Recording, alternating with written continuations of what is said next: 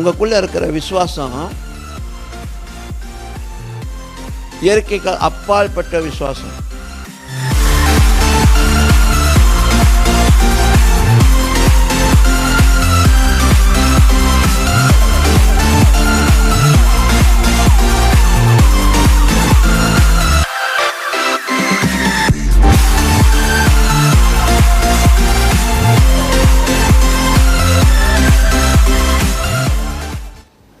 உங்களுக்குள்ளே இருக்கிற விசுவாசம்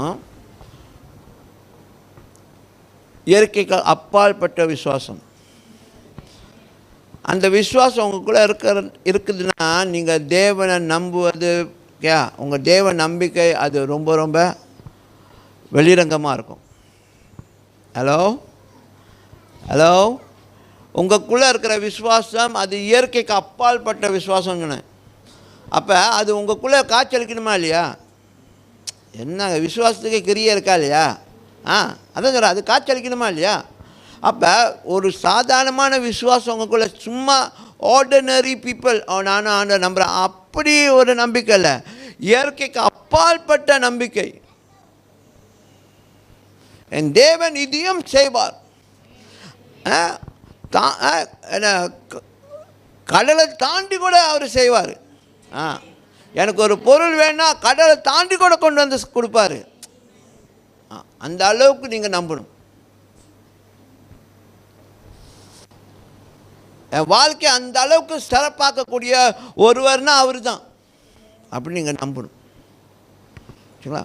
ஸோ அப்போ அந்த அளவுக்கு உங்கள் விசுவாசம் இருக்கும்பொழுது உங்கள் வாழ்க்கையில் நிச்சயமாக காரியம் அதுக்கு தகுந்த மாதிரி தான் நடக்கும். நான் ப்ரே பண்ணுறேன்ல, பார்ப்போம், கொடுத்தா கொடுக்கட்டும், இல்லைன்னா பரவாயில்ல, அப்படி போனால் சிஞ்சாய். ஆனால் உங்களுக்கு அவசியம், அது கட்டாயம் தேவை அப்படின்னா நீங்கள் எப்படி ஜெபம் பண்ணுவீங்க? எப்படி உங்களோட விசுவாசம் இருக்கும்? எதெல்லாம் எதிர்மறையாக இருந்தால் கூட நான் அது மட்டும் நம்புவேன், அவர் எனக்கு செய்வார் அப்படின்னு சொல்லி அந்த வைராக்கியம் உங்களுக்குள்ளே என்ன செய்யும்? அதை தேவன் உங்களுக்கு செய்ய வைப்பார். அப்போ தான் அது சாட்சியாக சொல்லும்பொழுது வாவ், நம் தேவன் இப்படிப்பட்டவரா அப்படின்னு சொல்லி வரும். நீங்கள் போய் ஈக்குவலாக இன்னொருத்தவங்க கூட உட்காந்துக்கிட்டு கடவுள் எப்படி ஆமாம் அவர் நினச்சா செய்வார், நினச்சா செய்ய மாட்டார் அப்படின்னா உன் கடவுள் என்னாச்சு? அவன் நம்பிக்கைக்கு சமமாக்கிட்டீங்க, அவ்வளோதான். உங்கள் கடவுளை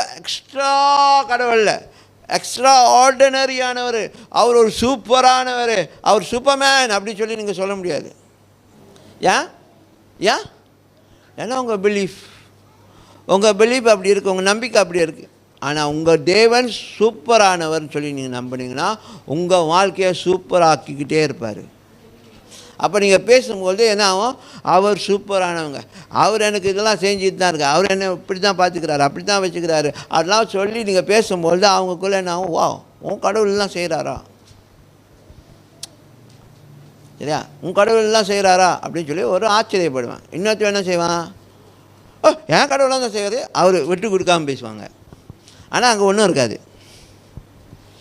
அந்த மத வைராக்கியம். நம்ம கடவுள் எப்படி குறைச்சி பேசுறது, உயர்த்தி பேசுவோன்னு. ஆனால் அவன் வாழ்க்கையை பார்த்தீங்களா எல்லாம் ஜீரோவாக தான் இருக்கும். நீங்கள் இன்னும் செழிப்பாகிட்ருப்பீங்க, இன்னும் மகிமையாகிட்ருப்பீங்க. மகிமை அடைந்து கொண்டிருக்கிற அந்த வாழ்க்கையில் நீங்கள் இன்னும் காரியங்களை சிறப்பாக பார்ப்பீங்க. ஸோ அந்த அளவுக்கு உங்கள் விசுவாசம் இருக்க வேண்டும்.